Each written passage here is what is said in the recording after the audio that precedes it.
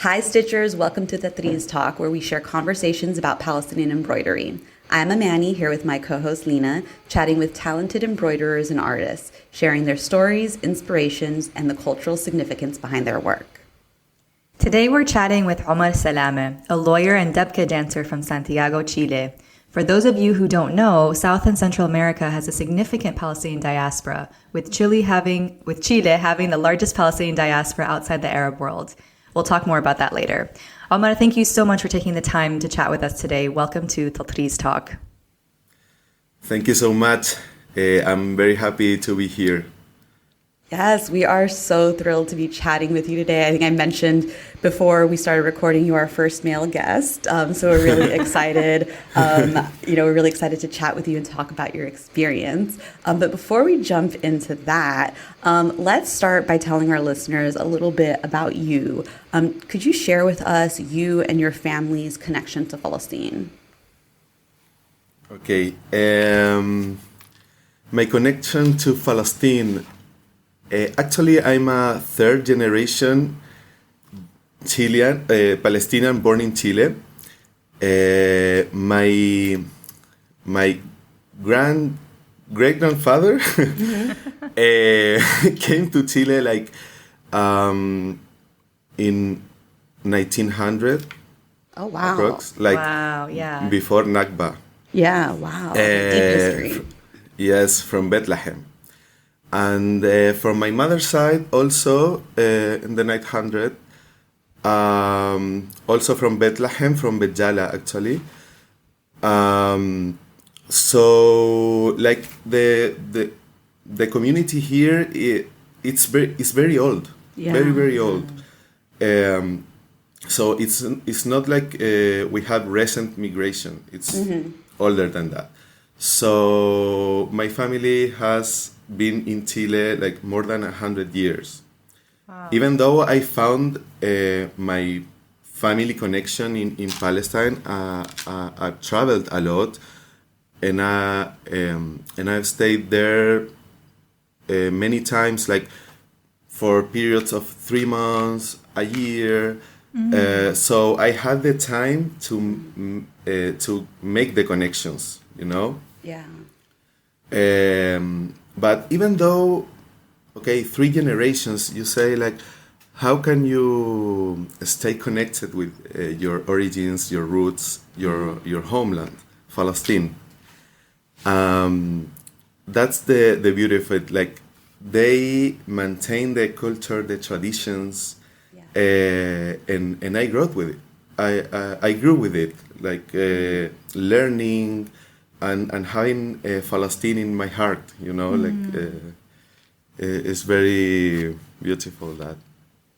Wow, I had no idea that your family had been there for so long. That's very impressive. I always, I'm first generation American, but I always have this fear of like, I got to hang on to my identity so strongly. I don't want to lose it. And to hear that you and your family have been in Chile for so long and are still extremely, extremely Palestinian in your heart and soul, I love that, and that's extremely impressive. Do you know why your great grandparents left Palestine to go to Chile first? Okay, there are people that have investigated and studied the topic, but actually nobody knows. It's a mystery. Nobody knows why the first Palestinian came to Chile at that time. But the theory is that someone, I don't know, maybe looking for a better future, a new life, I don't know. Someone just got to Chile. And he made money, maybe he established and called a cousin and another cousin. Yes, that's usually how it goes. And that's how all of Bethlehem wound up in Chile. Yes, actually, but it's crazy because now, for example, in Bejala, there are like, 5,000 people. But in Chile, we are like more than 500,000 Palestinians. Wow. And yes, I don't know the exact number because someone say 300,000, 500,000, 700,000. Yeah. But okay, now we are almost all of us in Chile are from Bejala. Okay. So now you have more Palestinians from Bejala and Bethlehem that those cities. You know, Yeah. it's crazy. That is funny. I mean, but it's nice that there's so many of you because it seems like, and we'll talk about this a little later, but you guys have really been able to establish a Palestinian community. And clearly that's why, 3 generations in, you still have this very strong tie to your Palestinian identity. So I think that's pretty amazing, very special. Yeah, and I love that. Like, since the Palestinians came to Chile, they care for their community to establish institutions, organizations. So we have, for example, we have a football team, a national football team, first division, called Palestino. Oh, wow. Okay, now I need a jersey. Yeah, I heard about that. Yeah. It's very beautiful. Yeah. And for example, it was established in 1918. Oh, wow. Oh my goodness. Yes. Wow. So definitely over 100 years ago. Wow. So, and we have, for example, we have a Palestinian church, Saint George. It's the saint of Bejala. It's a Christian town. It was established in 1917. Wow. Yes, and we have other institutions like, the Palestinian Club, the other Palestinian Club, the social one.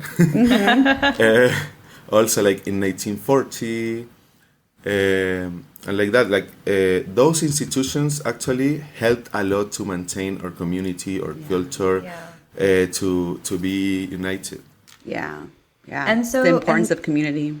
And do they Yes. also, I'm curious because we're gonna jump into this very soon, but what inspired you to go visit Palestine? Is that part of the programming by these institutions, or is that something you specifically sought out yourself?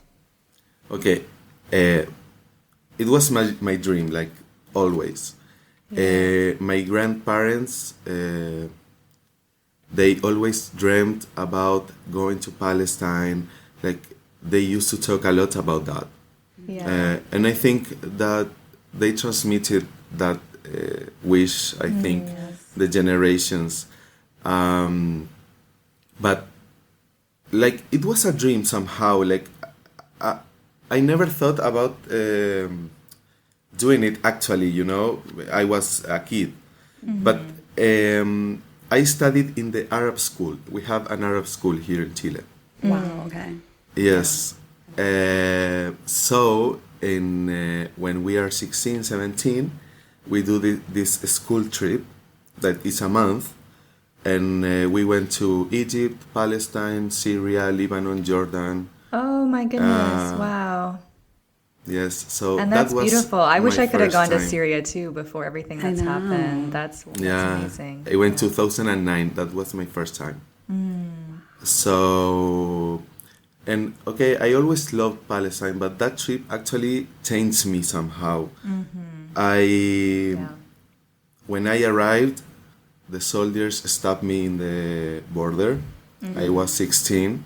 Yeah. They separated me. They took me somewhere to interrogate me and ask me a lot of questions. They told me they treat me very bad, They told me that they thought I was a terrorist, that I was lying because they have some obsession with the religion. Yeah. So I'm Christian, but I have a Muslim name. So they were like, but what are you? But okay, it's a actually the name Omar. It's very common in South America. It is. Exactly. You know, It that's is. that is my brother's name, and the reason my parents chose my name and my brother's name is because they're very common in both Latin America and the Middle East. It's yeah, and also your last name is not Muslim. Salame, like the Salames I know are Christians, so it's Actually, there are a lot of Salame Muslim too. Oh, there are. Okay. Yes. Smith. So yeah, actually yes. Yeah. So and also my so they told me like your first name and your last name is Muslim, and I have a middle name that is Elias. So, very but your Christian. middle, yes. So they were like, I can't understand, and we don't believe you. Like you're lying. But anyways, okay. I was a kid. I was with my school, so I entered anyways after like 10 hours. I don't remember very well. Yeah. And we, of course, like our origins are from Bethlehem, Bejala. So we stayed there. So when we first arrived to Bethlehem and I saw the wall, I think there was that was like the time when I really like confirmed Yeah. that I needed to do something about this. So even though I felt very connected to Palestine from before, staying there, like to be there, to see the wall and to walk in the land where my ancestors walked like for generations and generations and generations. It was like I felt it's just an emotion like I don't know, I can't describe. Like it was like somehow being proud and very happy, but also no, like I was very I don't know, frustrated, like seeing this situation, like my people is living there with my own eyes. Yeah. It changes you. Yeah. It does. Yeah. This is the part where I get emotional. Thank you for so much for sharing that. That's I can understand how that completely changes somebody. Wow. Sorry. This is, Ahmad, I always cry during episodes. Like this is the part where I'm trying not to cry. This is normal. Don't worry. We'll transition. Let's transition to Tatreez because that's what we're here to talk about. And I think this is just a natural segue because you learned Tatreez in Palestine, right? Yes. Tell us more. Tell us more about how you first got introduced. What inspired you to start? What did you start with? Okay. Okay. First, why Tatreez for me? Like, I'm on the side like of our cause, like the Palestinian cause, in the cultural side, you know, in the cultural resistance. So all my life, I've been part of a Dabke group, and I learned Arabic because that's something we didn't mention. Like our community lost a little the language, so I didn't learn it from when I was little. From home. I learned it from since I was little because in the school I studied in the Arabic school, but not everyone studies in that school. So so I studied Arabic. I'm in a Dabke group, so I always try to find a cultural Palestinian topic or something that to develop or to learn more, you know, about my very own culture. So in 2017, after I finished the university, I took a year and went to Palestine. So I stayed in Bethlehem. I joined some Dabke groups from Bejala, Bethlehem, and there was a refugee camp called the Heshe. Yep. And they have a cultural center. So I was talking with I don't, I don't know what was his job, but okay, the organizer of he organized courses, workshops, and things like that, and that time I saw like a group gathered doing Tatreez. So I asked like, okay, what's that? I knew about Tatreez, but the general thing, like they always talk about the thobe and it's like a world cultural patrimony. Yes. I know it's very valued internationally, but in Chile we don't have Tatreez. Like we don't have anyone who practices dedicates who practices Tatreez. Yeah. So we, or at least I, knew the general information like about the thobes, and of course when I bought very many tops from to my mom, and but it was not something that I dominated or I had a lot of information, So I asked. He told me no. There are women that come. It's a workshop. I don't know. And I said, okay, I wanna learn. And he was like, Why? It's for women. Are you sure? Like, I said, like, I don't care. I wanna learn. So okay, if you want to. So he agreed. So I just took a chair and sat with the women. They used to gather like once or two times a week, or 2 times a week, yes. So I started going to the gatherings. It was like for a month. It was a short period, yes. So I started from zero. Like I never took a needle in my hand like in my life, Yeah. So, okay, how do I do this? Yeah, from zero. So there I learned the basics, and I had the opportunity to practice it and make some designs, patterns. But that was all at the beginning. Yeah. And it was very nice. Like I met a lot of nice people, and I had a really good time with them. All yeah. women. And so do they just, were they teaching each other, or were they just, this was their like activity to do together, that they're friends and they just come together in this space? It was like a mix. Like Okay. So some people were learning. Yes, there was like a leader of the group that Yeah. helped the people. Okay, no, yes, do this this way is better, or giving some advice, tips to learn. So she spent a lot of time with me because I didn't know anything. So you learned within community, though. That's really Yes. that's special. Yeah. And then, okay, so you mentioned that you were the only man, and the organizer was like, "Really, do you want to do this?" So what was your experience? Because I mean, here in the diaspora, especially, I'm in San Francisco, Lena's in New York. Like we have everyone coming to our Tatreez gatherings, but obviously there it was a little different. So what was that experience like, being the only man in this group of women Tatreezing?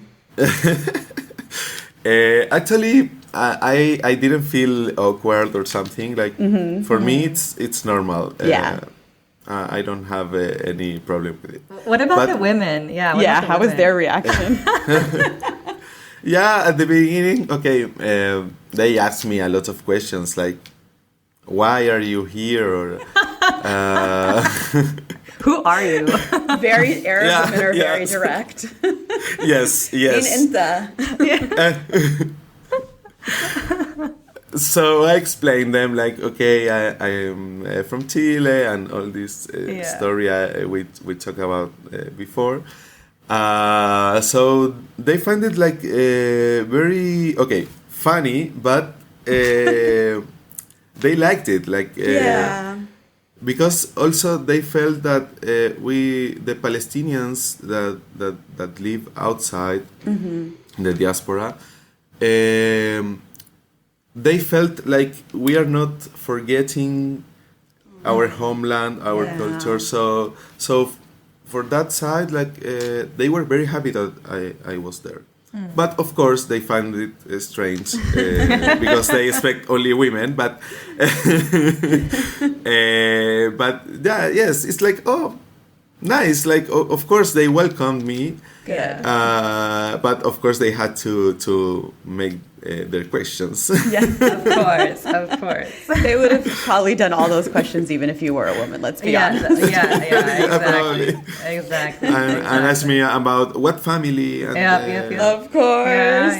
Your dad's name, your grandfather's name. Even mean. And then Exactly. Do you keep in touch with any of them now, or you haven't talked to them since that experience? No. I have some of them like in social media, but not really. No. Yeah. But it was a very nice experience. I liked it. Okay, so this was in 2017, right? Yes. So what have you been up to since then? Because you're doing some really great Tatreez. I see you on Instagram. What have you been doing with Tatreez since then? Okay, actually, I have to be honest. Like there was a time like I left it aside. Like I didn't continue.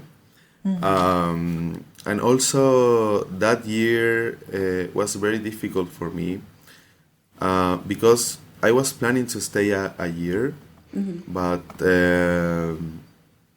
I'm Chilean, so to have a visa, I have to go out and come again. So when I returned, they deported me. Oh. Yes, and also like they took me to a prison. Yes, for 2 days. Oh my God. And it was like yes, but it was not the typical cell that they have in the airport or something. No, they took me to a prison. Oh my God. Yes, it was a very difficult experience for me. And so I like that year that was supposed to be like the best year of my life, like after the university to reconnect with my roots and everything.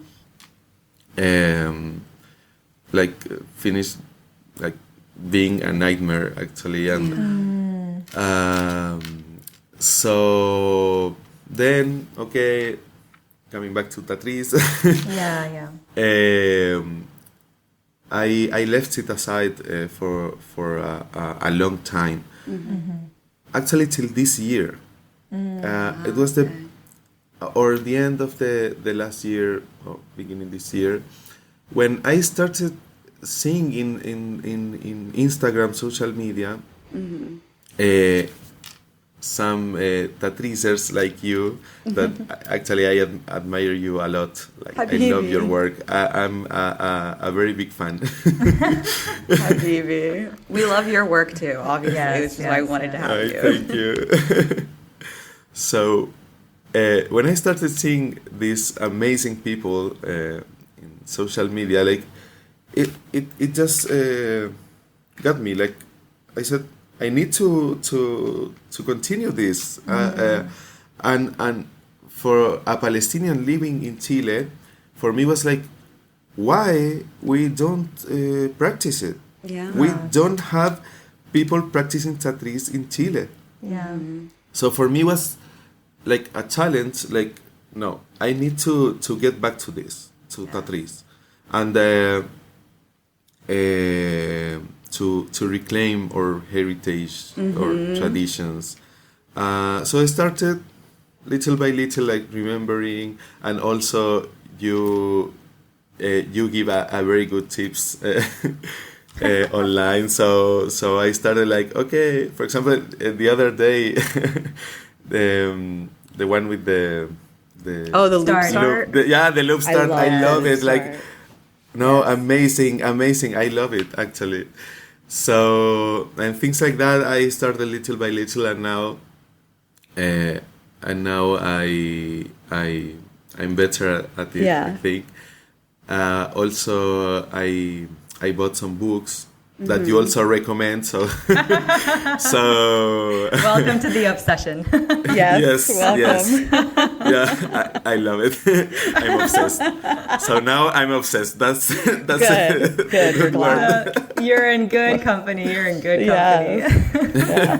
So you were re-inspired by Yes. community, online community, which I love because I am also very much inspired by our little online Tatreez global community as well. And you said that right now in Chile, there's no real Tatreez community, but there is a very large Palestinian cultural community.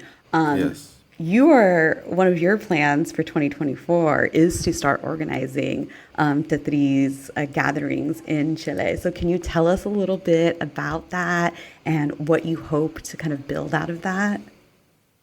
Yeah, sure. Actually, I what really inspired me to organize these Tatreez gatherings is the called Tatreez circle that you have in United States. Yes. So I find the idea amazing, and I wish I could participate with you. Yes. But okay. You will one day. We will find. Yes. We will find a time. Don't worry. Yeah, Seriously. the distance. No, really, the yes. Hey, location. I come to Brazil every year. I can very easily hop over to Chile. Welcome. I'll bring Lena with me. Yeah, you don't need to bring me. I'll come. Yeah. So what I want for next year is to have our own Tatreez circle. Yes. Maybe another name, or I don't know. Or the But, same name. It's not a exclusive. Yeah. It's nothing. I don't even know special. how we started calling them Tatreez circles. We just did, and everyone started using the same name. And then we created a template, like a flyer on Canva, and then the link got passed around, and so now everyone uses the same one with different colors. Yeah. So It's we're not like in that. It's not that organized. You know, it's just we're like an unofficial Yeah. global community. Exactly. So it's yours. It's yours to use. Keith. Well, so when I realized that, I went to the Palestinian club.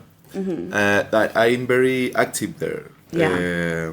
We have the Dabke lessons, Arabic lessons. Yeah. So your And, Debke group is through the Palestinian Club. Yes, I started Okay. in the Arab school because I was little, so Yeah. but we have Dabke in the Arab school. But the same people that we were in Dabke in the Arab school, we continued in the Palestinian club. So I went to the Palestinian club that I already participate there. So I told them we need to start this. And they told me, of course, it's an amazing idea. So they organized I don't know, 2 weeks ago, maybe the first, not a Tatreez circle, but it was like a free lesson, a free Tatreez lesson for Amazing. everyone that wanted to Yeah. join in the club. Yes. So I talked about. Look at you. That's amazing. I love it. Those women in the refugee camp would be so proud. Akid. You're passing it on. I love it. How many people showed up? Like, was it a good turnout? What were everyone saying? Because this is the first time, I'm assuming a lot of them ever picked up a needle and thread to do Tatreez. Yes, it was. They were like 20, approx. Okay. Okay, that's a good group. It's a really Yes. good group. And again, I was surrounded by women, only women. But they were willing to learn from you. That's The good. story repeats. Yes. I was very proud, and I tried to not just you have to stitch like this. No, it was not like that way. I wanted to talk about Tatreez, the significance, the culture. What is Tatreez for us, for Palestinians? Yes. What's the role of Tatreez in our resistance Yes. I love that. in the fight? So I started talking about that actually, like that we have the obligation to reclaim our heritage. Yeah. We have the obligation to maintain it and to pass it through generations. It doesn't matter how many generations we will have in Chile. Now, there are kids that are like fifth, sixth generation, you know, Yeah. and they also are Palestinians. Doesn't matter how many generations we have. They will be forever and ever Palestinians, and their kids will be Palestinians, Yes. and so on. So we have the obligation to maintain our culture and transmit it to the next generations. That's So, my point in the Tatreez workshop I organized was that like this is important for our fight, for our cultural resistance and preservation. fight. Yes, preservation of our culture, our heritage. So after I talked about that, I chose some motifs. One from Bethlehem, because our community mostly come from there, and also I chose one from Gaza because of the situation. So after all that, the introduction, we started stitching. Just a little, for example, the Moon of Bethlehem. I love that. And that's such a good one. That's a really good introduction Yes, motif. I started with that one. That's why I remember that was my first. Yes. So I said, okay, let's start with that, and then we started like doing stitching lessons. Like, okay, first like this and, and like that. So and then I gave them the sarwa, the cypress from Gaza, and that was like, okay, now you have to do this one, because we need to also remember that our people, what are they living now, like the war and everything that they are suffering right now. So we need to honor them. But the Moon of Bethlehem is a very good start. I love it, and they were able to do it. But that was like 1 day workshop. Yeah. It was like 2 to 3 hours. Like we went there, we were there. So now they are like, they liked it, and I'm very happy how it went out. So. I'm now organizing these gatherings that it won't be like only gatherings. It will start with lessons, because people don't know, not everyone knows how to stitch in general, not only Tatreez. Like in general, it's something that you need to learn, and then with the basics you can practice Tatreez. So I wanted to have a small lesson, and then to stay there for a while, like in the Tatreez circle, and just stitch, maybe having some conversation, talking about Palestine, talking about our culture. That is what I'm organizing and what I want to do next year. Yeah, that's beautiful. And I love that you make an emphasis on the history of Tatreez, and like you said, Tatreez's role in the resistance. I think that's really important. I think any of us who stitch, Lena and I both, everyone we've talked to so far, when you dive into the world of Tatreez and become a Tatreez stitcher, you very much feel that in your soul. So I'm glad that you do start it with that. And I will say, from doing different circles, one of the nice things, which obviously you experienced when you were in Bethlehem doing these gatherings, people learn from each other and like get inspired by each other. So it's great that you are bringing Tatreez back to the Palestinian Chilean community. So I think that's really, really special, and you should be very, very proud of that. Thank you so much. I'm really proud. Yes, as I told you, like not only with Tatreez, but every cultural aspect of Palestine, I'm trying to. If we don't have it, I'm trying to bring it, like to preserve our culture, of course. Yes. Yeah. No, that's beautiful. Is there any objective of yours to bring it to non-Palestinian Chileans? Like, is that something that you're thinking about, or for now, it's just something to reclaim and preserve and teach to each other? Right now, like just in our community, I'm trying to preserve our culture, but also we have other projects with the Chilean community, not Palestinian, with Dabke. Okay. We are trying to Cool. to spread Dabke, and for example, last week I think it was we organized a Dabketon. That is so cute. That's cool. That's cool. Yeah. Yes, in the city center, in the center of the city, like it's there are a lot of people living there. So we put some information, like, okay, this day at this time we are gathering, like a massive Dabke class. It was. Oh wow, that's amazing. But for free, like just in the street, like we put music and just we started, but came a lot of people.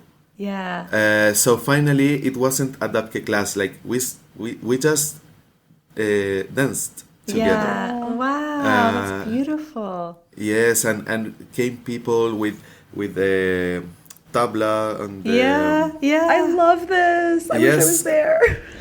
no, it's it was amazing, and of course there were Palestinians, but the majority were non-Palestinians. Wow. It was very beautiful. So we are trying to popularize, like Dabke, because actually there's some I don't know if prejudice or maybe ignorance, but when they say Palestine or an Arab country, like they imagine belly dance. So I'm trying to fight that idea that people have in their minds, like The Orientalist. Orientalism. That's the problem. So that's another fight I have. Like, I'm fighting Orientalism. You're fighting the good fight. That is, oh my goodness, that's incredible. Okay, I have a question in that vein of like how, because the Palestinian community has been in Chile for so long, how are they received by non-Palestinian Chileans? Because, for example, as I mentioned, my mom was born and raised in Brazil, and like we're in the south of Brazil. They love to call us turcos and like things like that. It's a lot of ignorance, a little racism, but a lot of ignorance. But then when you go, for example, to like São Paulo, you tell someone that you're Arab and they're like, oh, I love sfiha, I love kibbe. So I'm just curious, like how is the Palestinian community in Chile viewed by the non-Palestinian Chileans? Yeah, actually, Brazil is something amazing because they like now have this typical Arab cuisine. Yep. Specifically, like it's theirs now. It's typical Brazilian. Esfija, kubbe, and it's of course some things they have their own Brazilian names. They're mixed. But it's you look at it. It's esfija. It's I don't know, kibbe. But it's amazing. Like they have so many Arabs there that it's part of their culture now. Yeah, big time. Yes. In the case of Chile, Palestinians are very established? Like are well received? Well perceived. Thank you. Yes. Sorry for my English. No, you're fine. good. You're amazing. Don't even worry about it. Yeah. I barely speak English sometimes, and I grew up in America, so don't worry. Nice. Okay, so Palestinians in Chile, we are very well perceived because, as I said, we've been here like more than 100 years. Yeah. So when we first came to Chile, we were perceived like Turks. We were Turks because our families in Chile, the oldest ones, they came with a Turkish passport. Yeah, during the That's Ottoman right. Empire. Yeah, exactly. Okay. Yeah. So, but of course, we are fighting that too. But Yeah. I don't accept anyone calling us Turk. Yeah. Like Me too. If you call me Turk, now you sit and listen to me like 2 hours. Like, why I'm not a Turk? Yes. Ahmad, I think you're my soul brother. As we as Palestinians have a long history in Chile, and there are Palestinians that have a lot of money, and they are very well connected. They are in politics and very big companies, and so like we are very well perceived. Even though we have a lot of misinformation, prejudice around Palestinian history or identity. It's like noise, but in general, like we are very well perceived. Even though they talk a lot about October 7 and everything, we in Chile never been like connected with terrorism or something. I'm not saying it was terrorism, but in general, Yeah. Totally.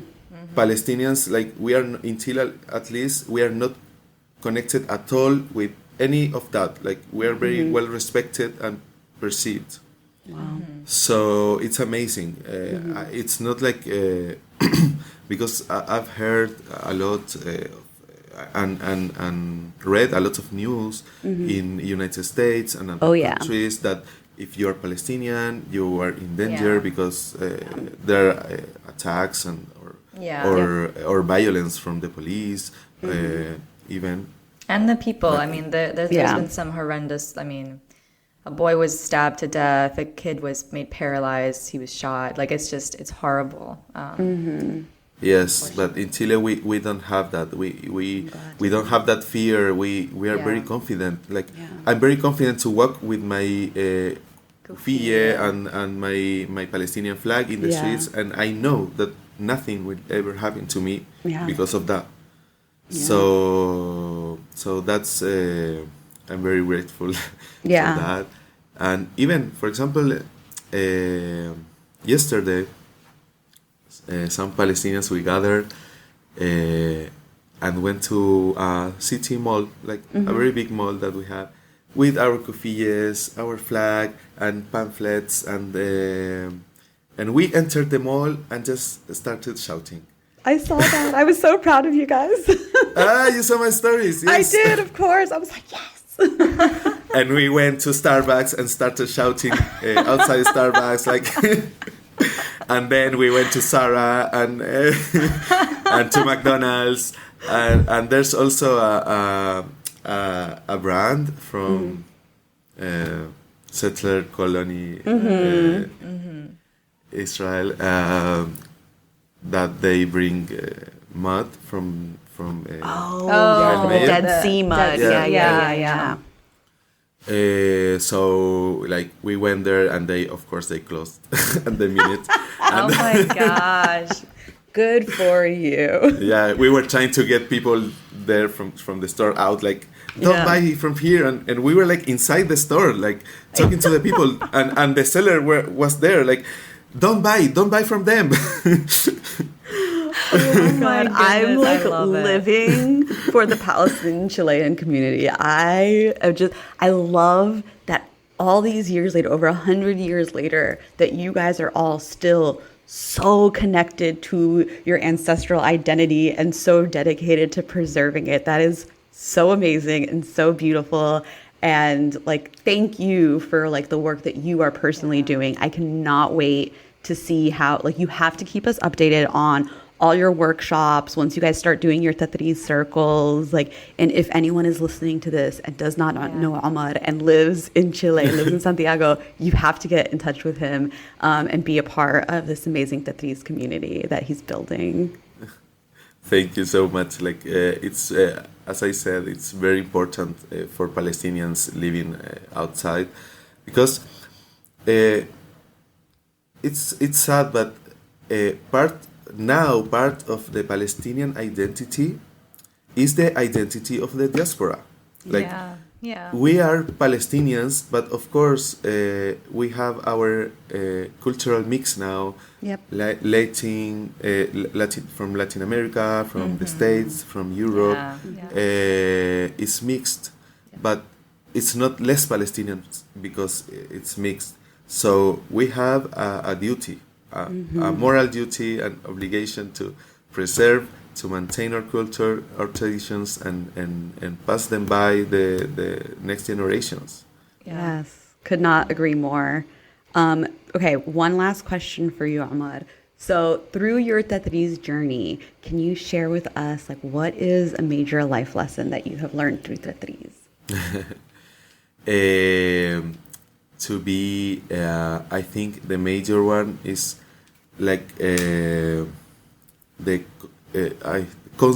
constancy, like, and discipline. Like, you need to have to finish your projects, because it's like sometimes I don't have a lot of time. I have my work also, so sometimes you don't have all the time you want to work on your projects, and some small projects sometimes took me a lot longer than I wished. Yep.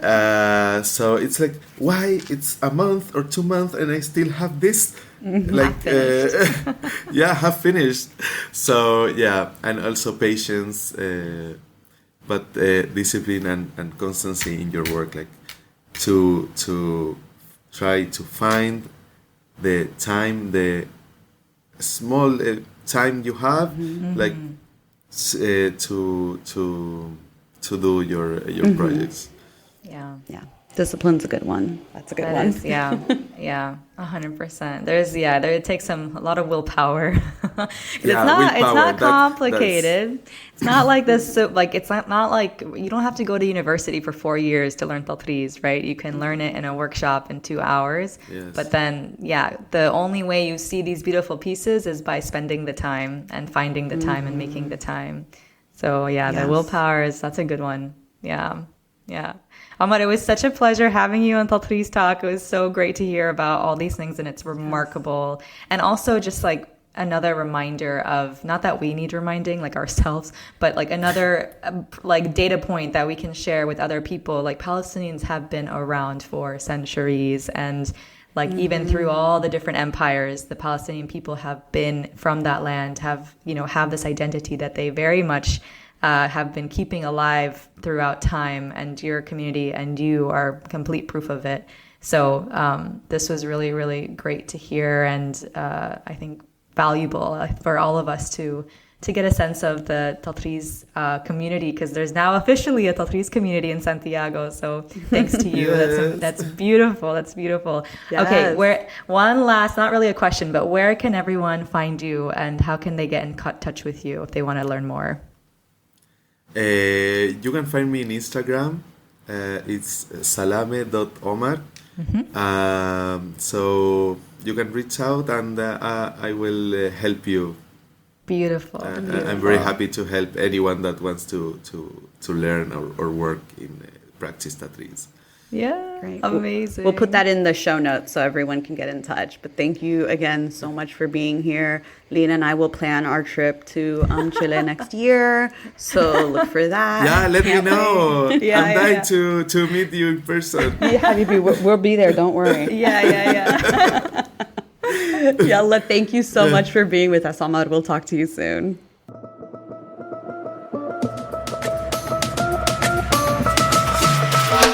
Okay, Lena, I am obsessed with Omar. He is so impressive. I love his dedication and his clear passion of preserving Palestinian culture and preserving that culture and tying it to identity and resistance. It's so beautiful. And I'm just so impressed by him and honestly, like the entire community that he so lovingly talked about in Chile. Like it's just very impressive to me. Especially, I had no idea that I knew that there was a very well established Palestinian community in Chile. I just had no idea that they had been there for so many generations. Well, and I think what's really interesting is that they've clearly preserved a big chunk of Palestinian identity over the last century, right? And so I think maybe that also probably, like, it's just kind of in his blood because his parents, his grandparents have been doing this without, like, maybe not necessarily intentionally, but they've been doing it because it's part of who they are. And so it seems like it's coming very naturally to him as well to then, like, reclaim this art form and bring it back to the Palestinian community in Chile. And that's just so beautiful. And I'm so happy that, like, he wasn't dissuaded by being the only man to pick it up. And I love that he was the only man. And he was like, I'm just going to do my thing. And it's beautiful because, like, he's still, like, very clearly explaining the significance and the meaning of Tatreez and, this as a form of resistance. And it's not just like it's on the women's dress. And, like, that's very important to highlight. But it's beautiful because he's totally embracing that, but he's able to also practice it and make it his own. And I think I'm so excited what's going to come out of the Chilean community because they clearly already have, like, an interest in preserving their identity. So as soon as they get an additional tool to add to their toolbox, like, just imagine what will be created. I'm so excited about that. Me too. And honestly, girl, we are planning a trip. We are going to go to one of their Tatreez circles. So I can't wait. So. That's so beautiful. Right? And honestly, if you're listening to this and you live in the Palestinian diaspora outside of the U.S., I am so curious about your experience. I think, I know it's maybe, obviously we have the experience of living in the diaspora, but sometimes I feel like the American Palestinian experience is all the diaspora experience we know. So I loved hearing about, his experience in the diaspora and that community. So yeah, if you live in the diaspora outside of the American community, let us know. I just want to hear your story and, what being Palestinian means where you're from. Yeah, 100%. No, I think it just, again, this goes to show how diverse the Palestinian Tatreez community is globally, not just in the U.S., not just, in the Middle East, but everywhere, because we are, as a result of an apartheid state and an occupation that has lasted way beyond it should have. We are just everywhere. So it's really, just beautiful to see that we're still so connected to our roots and have each other to lean on if we ever feel like we're doubting that in whatever way. Beautiful. No. Anyways, thank you, listeners. We can talk about this forever, but thank you so much for thank you for tuning in to another episode of Tatreez Talk. Like Amani said, we want to hear your Tatreez journeys. Please share your stories with us. You can either message us on Instagram or email us at tatreeztalk@gmail.com, and you might be our next guest on the podcast. Don't forget to subscribe to the podcast on your favorite listening platform, and make sure that you leave a 5-star review. You can follow me at Lina Stob and Amani at Minamani, and of course follow the pod at Tatreez Talk. We will talk to you guys soon.